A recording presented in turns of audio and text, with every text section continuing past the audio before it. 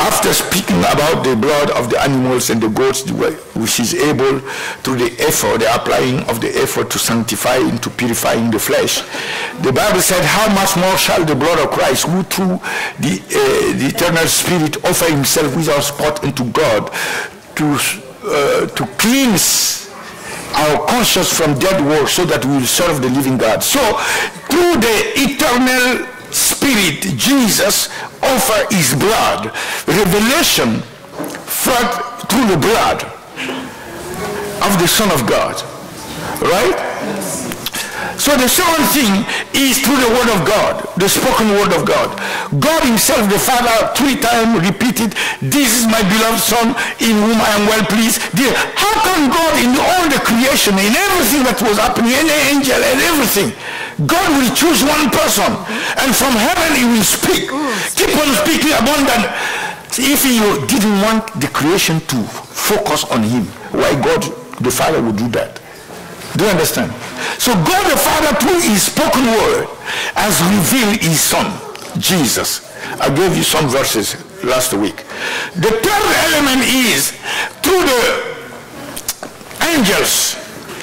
When the angel came to Mary and said, Mary, you have received a favor, this will happen to you, and it will be great. Mary said, how this can come to pass? What the angel said, the angel said, the Holy Ghost shall come upon you, and the power of the Most High shall overshadow you, and the holy thing that will come out from you shall be called the Son of God. So the angel spoke and revealed that this one is the Son of God that will come through Mary, to love the baby of Mary. Do you understand? Okay. So through the angels, through what again? Through the works that God has given him to do. Jesus, one time they were following in John 14 verse 11 and 12, verse 11 I think. Jesus said, believe in me believe that I am the Father is in me. At least believe because of the works. The works are here to reveal me. Another time John the Baptist sent his disciples to Jesus and said, go and ask him if he is the one that we should wait for, or we should wait for somebody else. Jesus started working, doing miracles, opening blind eyes, causing the lame to walk, causing the deaf to hear, doing transformation of lives. And then he told the disciple of John, go and tell John that which you have seen and heard. That's sufficient to reveal that I am the Messiah. So the works are given to reveal Christ. In John 5 verse 36 also, he said, the works that the Father has given to me, they are there that bear witness of me. So the works that he is doing, that the Father has given him to do, I'm telling you these things because they are very important, because we are on earth. You understand? And God has a purpose for us, and if we don't see the highest purpose of our lives, we go with the smaller purposes, and we can miss the whole thing. That is called destiny. We'll have time to come back to that, because many people are focused on my ministry, my this, my that. These are smaller things. These are not the end. These are means. You understand? It's not even that much the thing that is important, is what will come out from you. How much of Christ is inside will decide the rest. The ministry and everything else. You have no Christ in you, no growing, you are living in your own character, and you are talking about ministry. Ministry of what? Life. If it is the ministry of Christ, it's life.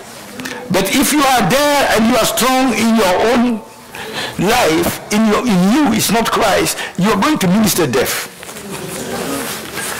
That's not the ministry of Jesus. When he came to give life. So the fourth or the fifth or the fifth, the sixth. Which one? The sixth one. The sixth one. The sixth one is what? The fulfillment of his own prophecies. He said, destroy this temple, and in 3 days I will raise it again. And he was speaking about his own resurrection. Then, so the prophecies that he himself fulfilled, there are other prophecies that he fulfill also. And then the sixth one, the seventh one, through the power of the resurrection. And lastly, the eighth one is which one? The coming of the Holy Ghost. He prophesied that when he goes, after he left, he will send the Holy Ghost. And he went and left and sent the Holy Ghost on the day of Pentecost. So that confirmed that he is the Son of God. So why God would choose different ways? Just if it is not that much important. And today, the thing that is happening is that God is at work, not to reveal Jesus anymore by any other means, but by you and I. That's the point you need to understand. After revealing by all these things, God chose you and I in the last days. He said this, he said in Hebrews chapter 1, he said, God at sundry time and in diverse manners spoke unto our fathers by the prophets. But in these last days, he is speaking to us through his Son, Jesus Christ. You see? So we are those that God has chosen in these last days. In these last days, it's not anymore something else. It's us. Do you understand? If you don't understand that, you have not got the basis of your destiny. This is the basis. These last days, I'm here. I'm saved. I'm resurrected from death to reveal Jesus. So I'm resurrected from death to reveal Jesus. For the revelation of the Son of God. Hallelujah. And I told you that he prepared his people. He prepared the disciple for that purpose. Okay, before I will show you how he prepared the people in 2 dimensions, before I show you that, I want to introduce the fact that God has always been in the business of revealing his Son. But in the Old Testament, it was shadow. It was shadow.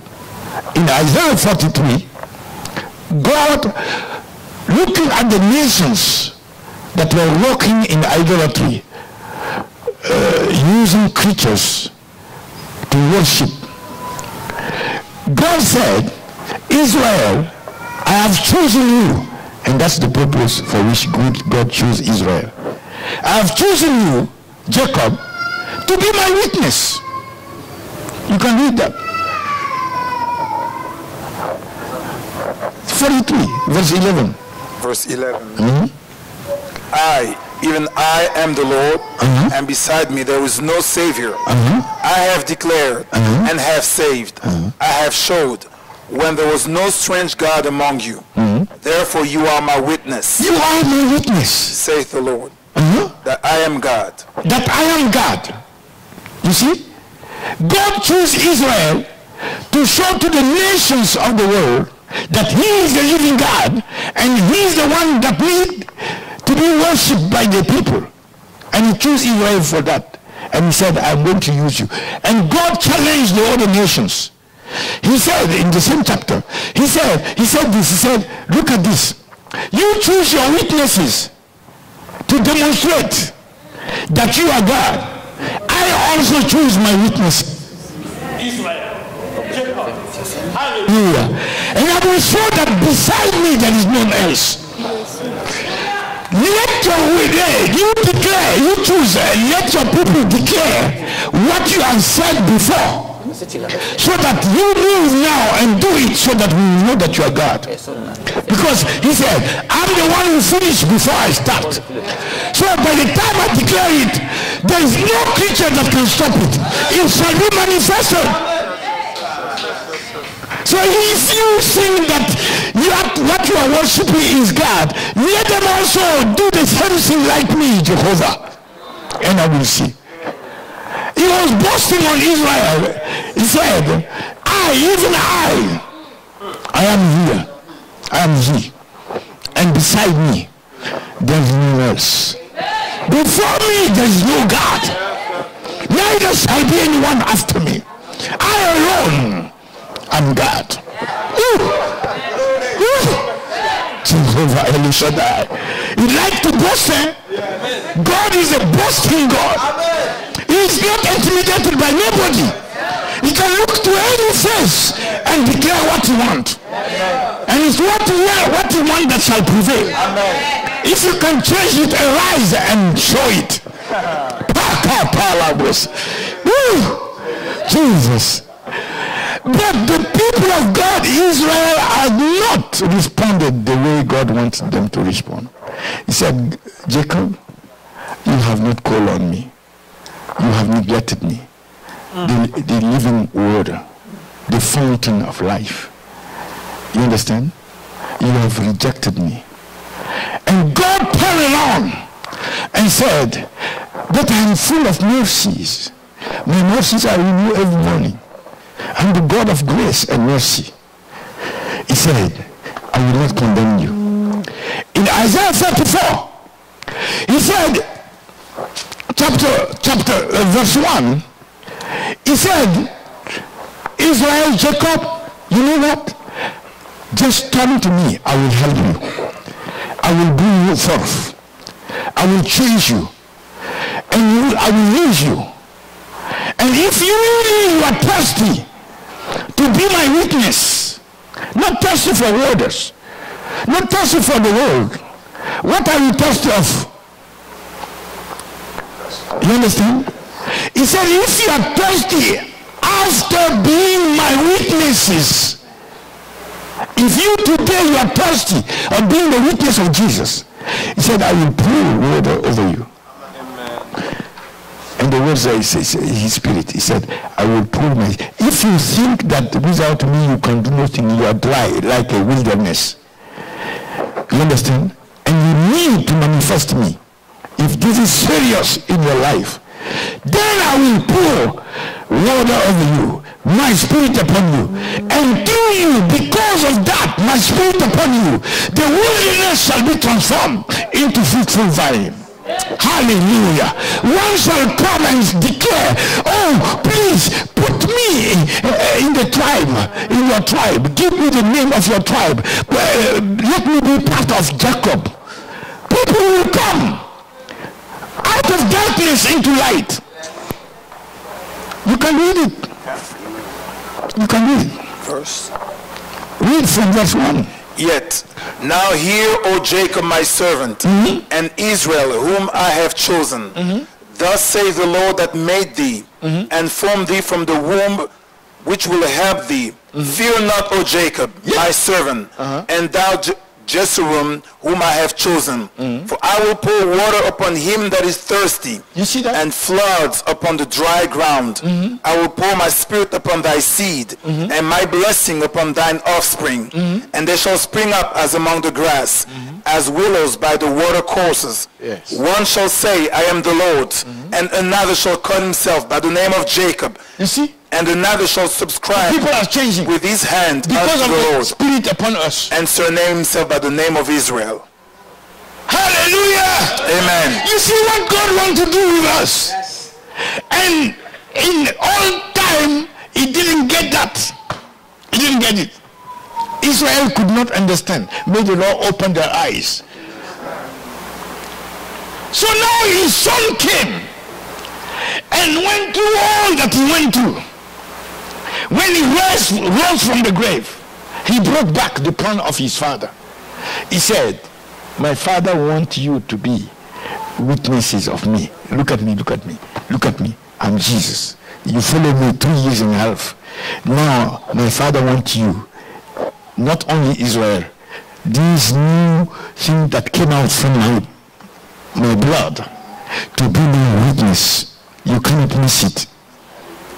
You understand? So God brought it back to the church and said, I want the church to be my witness. The church must reveal the Son. The Father is in that revelation, the scriptures are in that, Holy Ghost is in that, the angels are in that, all heavens is engaged in that one thing. The problem of humankind is because they don't know Jesus.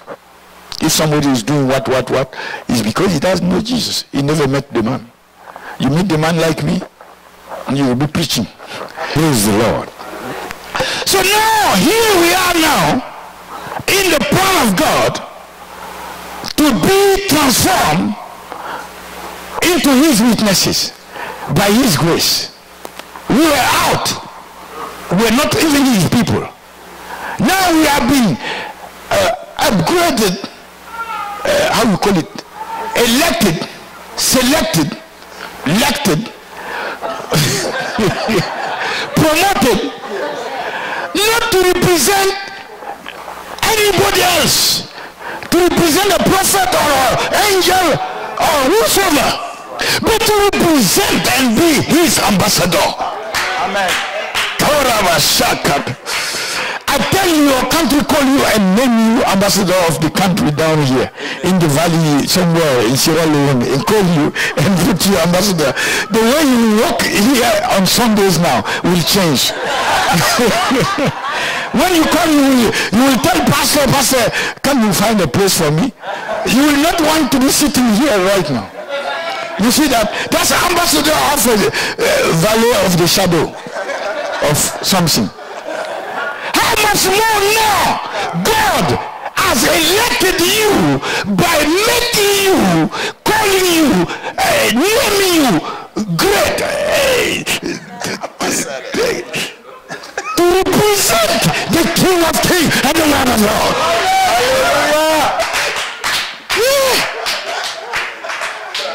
Hallelujah. What a promotion is that? Hey, men of God, women of God, that's powerful. That we should become today representative of Jesus Christ himself. Do you understand? As the angels will come to serve us. You don't see that miracle. That means even if you can see physically and you don't see that, that means you are really, really, really dark, blinded.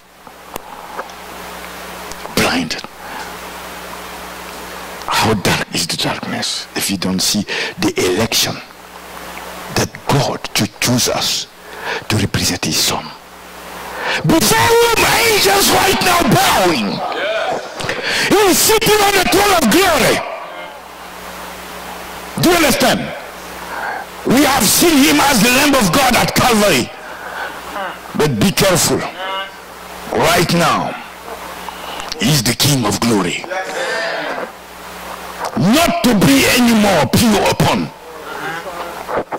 He's reigning in heaven. They call him the darling of heaven. All angels bow before him. Principalities bow before him. Rulers of darkness bow before him. Wickedness in heavenly places bow before him. At the mercy of his name. Woo! Glory. Every knee shall bow of things in heaven, on the earth, under the earth, and every tongue shall confess that Jesus Christ is Lord.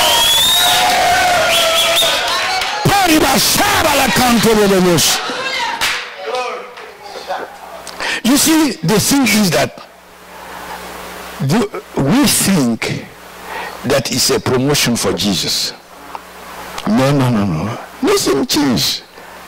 He's the same yesterday, today, and forever. He's just revealing himself as the one whose hair is white as snow, representing the extreme, supreme, infinite wisdom of God. His eyes are like flames of fire, and in his eyes are eternity. You cannot finish the depth of his eyes. You look at it, if you can look. Because the moment you get a glimpse of his eye, you are changed, you are finished. You are conjugated into past. You used to, they will say, you used to be Esther Varmon. You see one glimpse of the eye of Jesus, you are finished. That identity is changed. You have to go and change passport. You become citizen of heaven. You are escorted by angels. Your status is changed. From his mouth are coming two-edged sword to smite the nations. His voice are like many waters.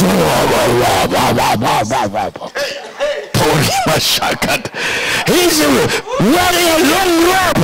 We were at the level of his belt. He's reading King of Kings, Lord of Lords, and the other one that come like that is reading the word of God. And his feet are like coming from the furnace of fire. You understand? And he's holding the seven stars. He's holding the 7 stars, which are the 7 angels of the church.